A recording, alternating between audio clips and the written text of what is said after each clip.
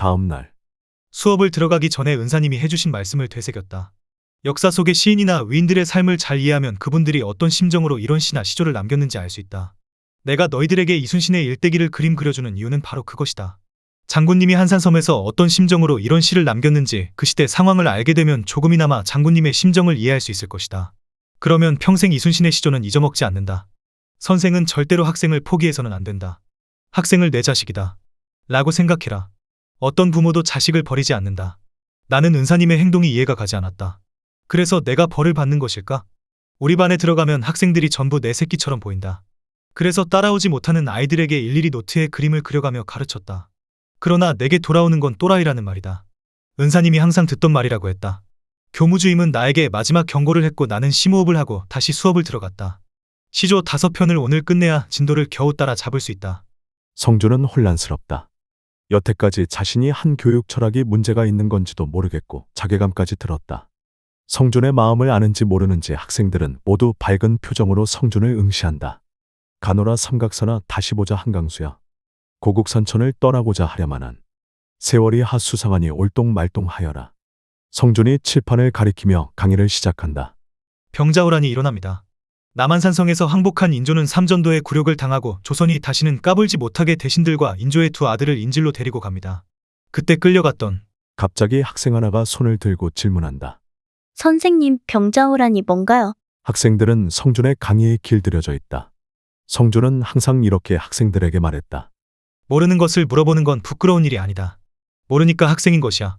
교사는 그 질문에 모두 대답해줄 의무가 있다. 성준이 한숨을 쉬며 대답한다. 여진족이 금나라를 세우고 명나라와 전쟁을 벌인다. 조선은 금이 아니라 명나라 편을 들었다. 그래서 일어난 전쟁이 병자호란이다. 성준이 다시 강의를 시작하려고 한다. 그때 볼모로 잡혀갔던 대신 중에 김상원이라는 사람이 다시 다른 아이가 손을 든다. 볼모가 뭐예요? 볼모란 인질과 같은 말이다. 인조를 꼼짝 못하게 하려면 아들, 즉 두 왕자를 볼모로 잡고 있으면 인조가 딴 마음을 품지 못하니까 그런 거야. 자, 다시. 김상원은 청나라에 잡혀가며 절망감에 사로잡혔다. 다시는 조국으로 돌아오지 못한다는 생각에. 선생님, 절망감이 뭐예요? 성준이 대답을 안 하고 책만 응시한다. 그러다가 갑자기 책을 바닥에 팍 하고 내팽개친다. A18. 그래, 오늘 한번 끝을 보자. 학생들이 입을 저억 벌리고 성준을 본다. 얘들아, 지금부터 절망감이 뭔지 가르쳐 줄게. 청나라가 끌고 간 사람들은 대신과 두 왕자뿐만이 아니었습니다. 조선의 수많은 아녀자들도 청나라에 끌려가 굴욕을 당합니다. 여자의 정조를 목숨처럼 여기던 조선이었기에 수치스러움에 스스로 목숨을 끊는 여자도 있었지만 대부분이 조국으로 다시 돌아옵니다. 그러나 그녀들을 보는 시선이 곱지 않습니다.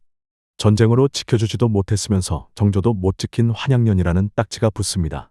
갈 곳이 없어진 환양녀들은 가족을 찾아갑니다. 근데 가족도 외면합니다. 가문의 수치라는 것이죠. 여인들은 절망에 빠집니다. 사람들을 피해 산속에 앉아 울고 또 웁니다. 자신의 처지를 한탄하던 여인들은 스스로 목을 매며 이렇게 말합니다. 차라리 죽는 게 속이 편하겠지. 성준이 말한다. 다시 청나라로 돌아가기는 죽기보다도 싫고 고향도 가족도 나를 버렸다. 이 여자들이 느꼈을 고통이 바로 절망감이다. 성준이 학생들을 하나 둘 쳐다보며 말한다. 사람들이 남을 배려하지 않고 욕심만 부리는 사회는 오래가지 못한다는 것을 병자호란이라는 비극이 잘 말해주고 있다. 너희들은 잘 깨달아라. 내가 욕심을 부리고 남을 배려하지 않으면 그 나라는 망하고 내 누이, 내 딸, 내 엄마가 이런 모욕을 당하고 절망하게 된다는 것이다. 한 아이가 엄마가 해준 간식을 아주 맛있게 먹고 있습니다. 엄마는 아이를 흐뭇한 얼굴로 쳐다봅니다. 엄마, 학교에 이상한 일이 있어. 뭔데? 반에 왕따를 당하는 애가 있는데 그 왕따랑 놀면 그놈도 왕따를 시킨다고 일진이 그랬어. 엄마가 묻습니다. 너는 그 왕따랑 친하니? 아이가 고개를 젓습니다. 엄마는 웃으며 이렇게 말합니다. 그럼 너도 그 왕따랑 놀지 마. 오죽했으면 왕따를 당했겠니? 왕따를 당하는 놈도 문제가 있는 거야.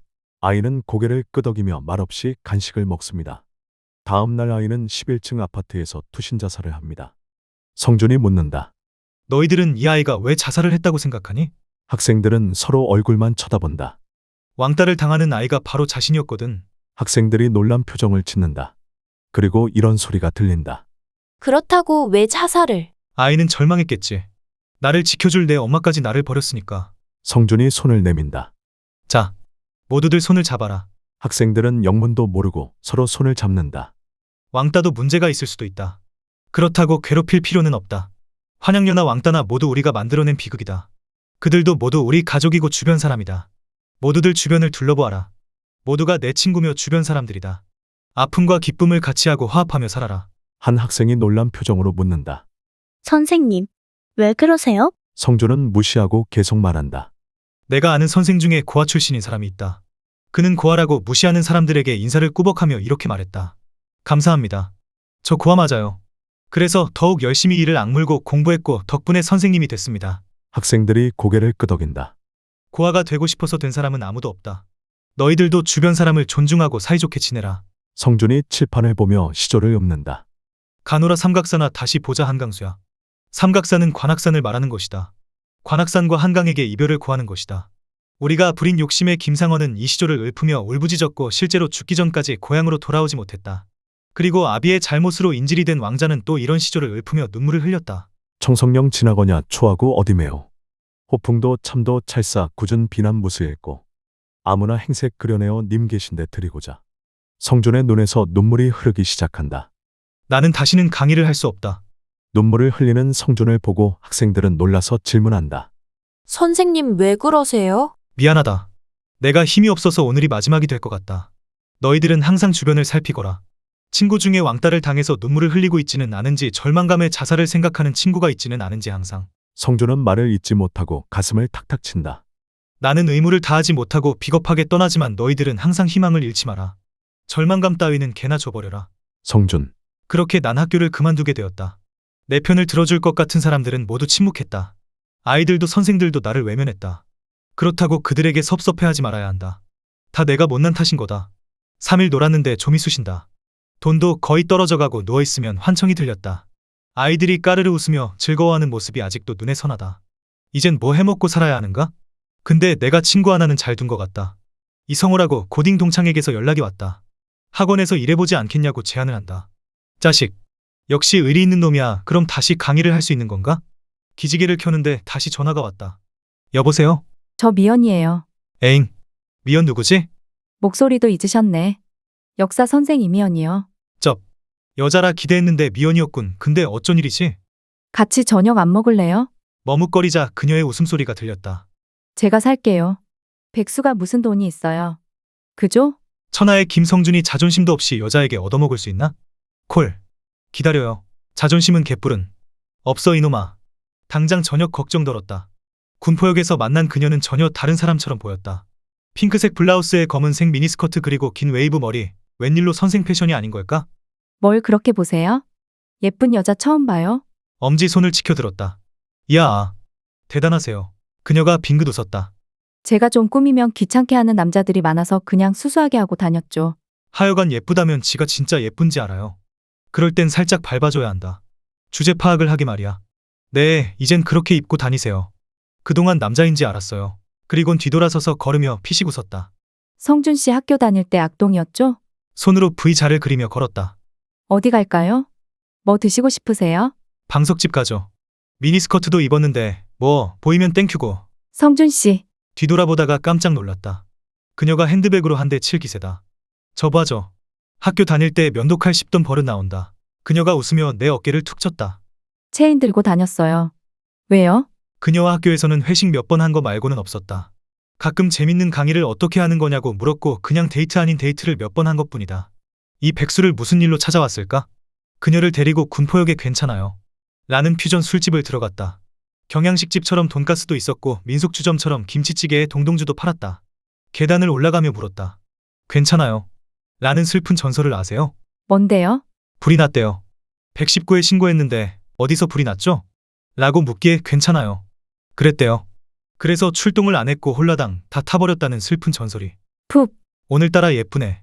술 한 잔 먹이면 혹시 뽀뽀해 주는 건 아닐까? 꿈깨라. 백수가 무슨. 정규직이라 돈이 많은가? 그녀가 비우가스를 사주었다. 술도 아주 비싼 양주를 사준다. 오, 이게 웬 떡이냐? 맨날 애꾸는 달린 남자 아니면 나폴레옹이 모델인 양주를 마시고 전봇대를 붙잡고 늘어졌었는데 난 역시 여자복은 있는 건가? 제가 학교 다닐 때 남자애들한테 인기가 많았어요. 남자들이 장님이었나? 그녀가 살짝 눈을 흘겼다.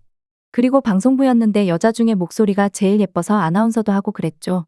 그 방송부엔 여자가 하나였나 보죠? 이 아저씨가 진짜 헉 너무 밟았나? 그녀에게 두 손을 모아 빌었다. 죄송합니다. 제가 좀 착해서. 그녀가 노려보며 비유가스를 썰던 나이프를 치켜들었다. 헉 순간 미저리의 여주인공인지 알았다. 에잉 삐순이 나 같은 또라이의 백수를 찾아주는 사람이 있다는 게 얼마나 고마운 일인가? 조용히 술병을 들어 한 잔 따라주었다. 저도 과에서 두 번째로 인기가 많기는 했어요. 국문학과 나오셨죠? 네, 남자가 딱 둘이었습니다. 푹. 난 당신에게 웃음을 주는 거 말고는 할 수 있는 게 없네요. 술이 좀 들어가자 그녀의 얼굴이 붉어졌다. 저 부산으로 가요. 눈을 크게 떴다. 아니요. 잘린 건 아니고 정근 가요. 그동안 계속 지원했었거든요. 고향이 부산이셨어요? 문둥이 가시나처럼 안 보이죠? 어렸을 때 서울에서 학교 다녔거든요. 근데요, 무슨 얘기를 하려고 망설이는 걸까? 성준 씨가 부산 가지 말라고 하면 안 갈 수도 있는데, 그리곤 말끝을 흐렸다. 기분은 좋다. 그래도 이 세상에 내 편이 한 명은 있다는 소리니까. 좋아서였을까? 아니면 뭐였을까? 그냥 웃으며 바라보기만 했다. 학교 다닐 때 사귀었던 남자가 있어요. 근데 별명이 또라이였어요. 서정주의 시를 강의하면 혼자 일어나서 서정주 개새끼라고 그래요. 개새끼 맞잖아요. 최남선도 개새끼고. 왜 그렇게 생각하세요? 사람은 누구나 실수할 수도 있고 잠깐 미칠 수도 있어요. 그러나 용서받을 수 있는 건 그걸 솔직히 인정하고 뉘우칠 때예요. 그러나 서정주나 최남선은 끝까지 잘못을 인정하지 않았어요. 그러니 개만도 못한 친일파들이죠. 미연의 눈이 점점 붉어졌다. 어쩜 그렇게 똑같은 말을 할까요? 나 같은 또라이가 또 있었나? 세상은 넓구나. 근데 왜 헤어졌어요? 감당이 안 돼서요. 맨날 데모나하고 유치장에 면회 간 적도 많아요. 취한 건가? 점점 더 슬퍼진다. 많이 힘들어 보여요. 힘들긴요. 집에서 놀고 말썽쟁이들 안 보고 좋은데요. 양주가 싸구려인가 점점 더 정신이 혼미해졌다. 나는 그날 미연과 모텔을 가고 말았다. 그녀가 나를 안고 물었다. 학부모들한테 섭섭하죠? 고개를 저었다. 교무주임이 밉지 않아요? 그녀가 나를 품에 안고 계속 어르고 달랬다. 아니요. 난 학부모나 교무주임을 원망하지 않아요.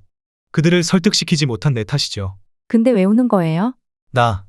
난 그냥 다시는 해맑은 아이들의 웃음소리를 들을 수 없다는 게 그게 슬플 뿐이에요. 그 모습을 보려고 20년을 꿈을 꿨는데 그녀가 나를 가슴에 안고 속삭였다. 그거 알아요? 성준쌤이 아이들 하나하나 붙잡고 가르치는 모습이 정말 멋있었다는 거 다른 사람은 몰라도 나는 알아요. 그 다음은 기억이 나지 않는다. 그 후로 그녀를 다시는 볼 수가 없었다.